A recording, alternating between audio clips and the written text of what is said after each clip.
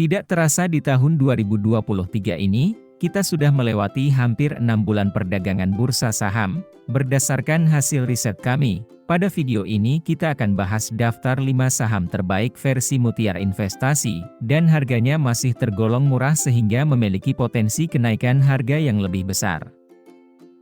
Sebelum lanjut, silahkan di-subscribe dulu channel ini, dan daftar saham yang disebutkan bukan ajakan untuk menjual dan membeli saham. Pertama, adalah saham di sektor perbankan, yaitu PT Bank Tabungan Negara, Persero, Tbk. Sepanjang tahun 2023 ini, harga saham BBTN bergerak di rentan harga 1.100 hingga 1.400-an. Dan, dalam 5 tahun terakhir ini harganya sudah turun sebanyak 50,37%, dengan level tertingginya sempat menyentuh harga di atas 2.500 per lembar saham. Sepanjang tahun 2022 lalu, BBTN memperoleh total pendapatan sebesar 25,9 triliun, dan selama 5 tahun terakhir pendapatan BBTN stabil di atas 20 triliun rupiah. Kemudian, laba bersihnya sempat mengalami penurunan tajam pada tahun 2019, namun selama 3 tahun terakhir sudah terpantau konsisten mengalami peningkatan laba bersih. Dan pada tahun 2022 lalu mencatatkan laba bersih sebesar 3 triliun rupiah.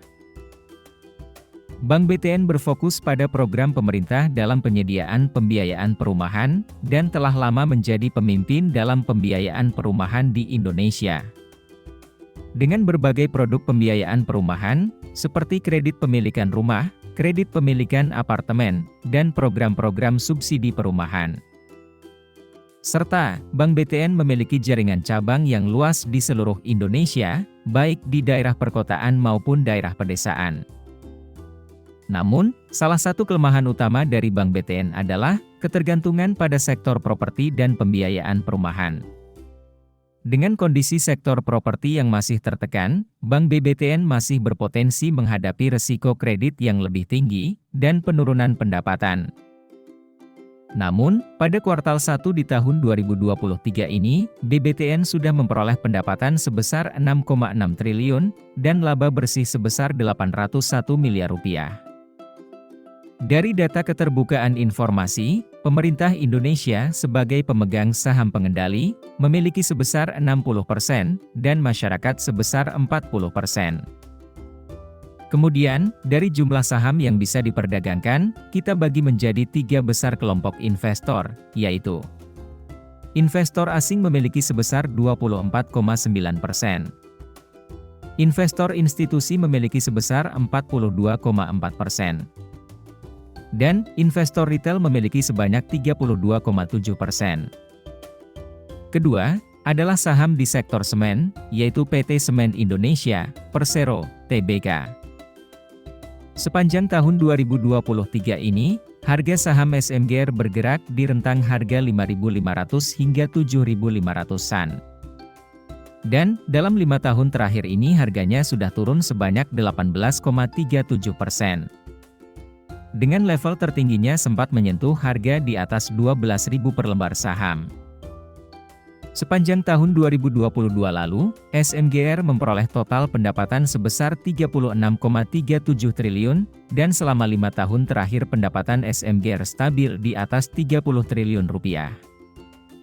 Kemudian, laba bersihnya mencapai level tertingginya pada tahun 2018 yaitu, sebesar 3 triliun rupiah. Kemudian selama 4 tahun terakhir stabil di angka 2 triliun rupiah. Dan, pada tahun 2022 lalu mencatatkan laba bersih hanya sebesar 2,4 triliun rupiah. Karena sektor semen merupakan salah satu ekosistem dari sektor konstruksi dan sektor properti, maka tekanan sentimen negatif dan kinerja buruk khususnya dari sektor konstruksi juga berdampak pada sektor semen. Namun, pada kuartal 1 di tahun 2023 ini, sudah mengalami peningkatan dengan memperoleh pendapatan sebesar 8,9 triliun, dan laba bersih sebesar 583 miliar rupiah. Dari data keterbukaan informasi, pemerintah Indonesia menjadi pemegang saham pengendali dengan kepemilikan sebesar 51,2%, dan porsi masyarakat sebesar 48,79%. Kemudian, dari jumlah saham yang bisa diperdagangkan kita bagi menjadi 3 besar kelompok investor, yaitu investor asing memiliki sebesar 63,3%. Investor institusi memiliki sebesar 26%. Dan, investor retail memiliki sebanyak 10,7%. Ketiga, adalah saham di sektor retail, yaitu PT AC Hardware Indonesia Tbk.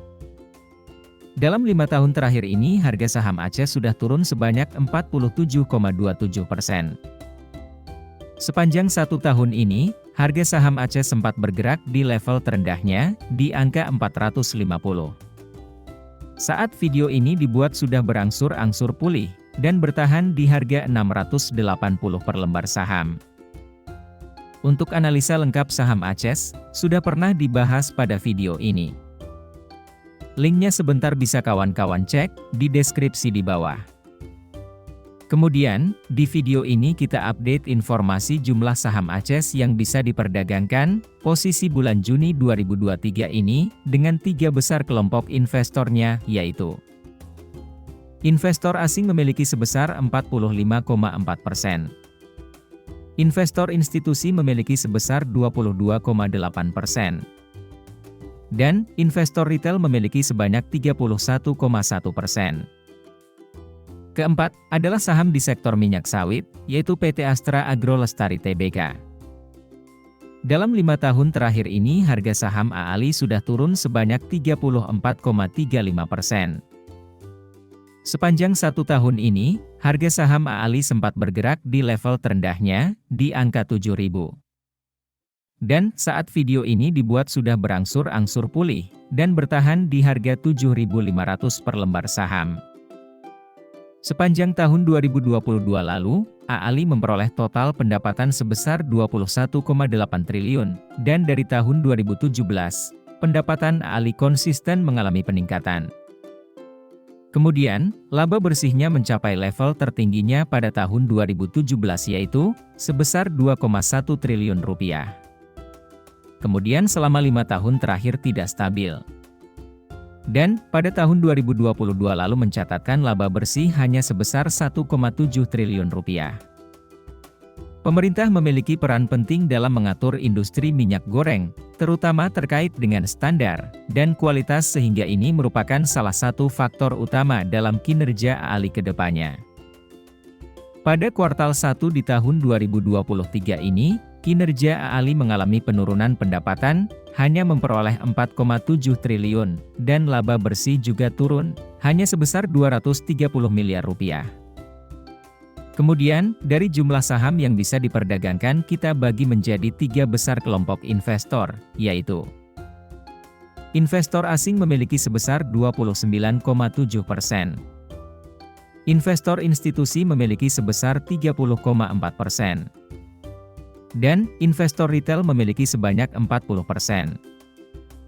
Kelima, kembali saham di sektor perbankan, yaitu PT Bank Pembangunan Daerah Jawa Barat dan Banten Tbk. Dalam 5 tahun terakhir ini harga saham BJBR sudah turun sebanyak 43,04%. Sepanjang tahun 2023 ini, harga saham BJBR masih terus mengalami tren penurunannya, yang berarti harga sahamnya berpotensi akan semakin murah.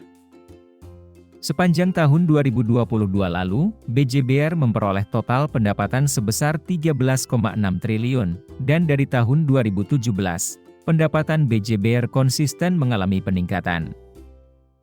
Kemudian, laba bersihnya mencapai level tertingginya pada tahun 2022 lalu yaitu, sebesar 2,2 triliun rupiah. Kemudian selama 5 tahun masih konsisten mengalami peningkatan laba bersih. Bank BJB memiliki jaringan yang luas di wilayah Jawa Barat, yang merupakan salah satu provinsi terbesar dan berkembang di Indonesia. Jawa Barat memiliki potensi pertumbuhan ekonomi yang signifikan dengan populasi yang besar, sektor industri yang maju, dan pertumbuhan UMKM yang pesat.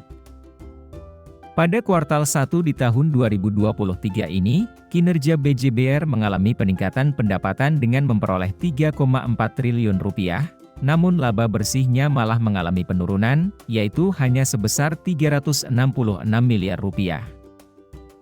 Kemudian, dari jumlah saham yang bisa diperdagangkan kita bagi menjadi 3 besar kelompok investor, yaitu investor asing memiliki sebesar 20,4%. Investor institusi memiliki sebesar 45%. Dan, investor retail memiliki sebanyak 34,6%. Demikian daftar 5 saham terbaik yang masih murah, pada semester 1 di tahun 2023 ini, versi Mutiara Investasi. Semoga informasi pada video ini dapat membantu strategi investasimu.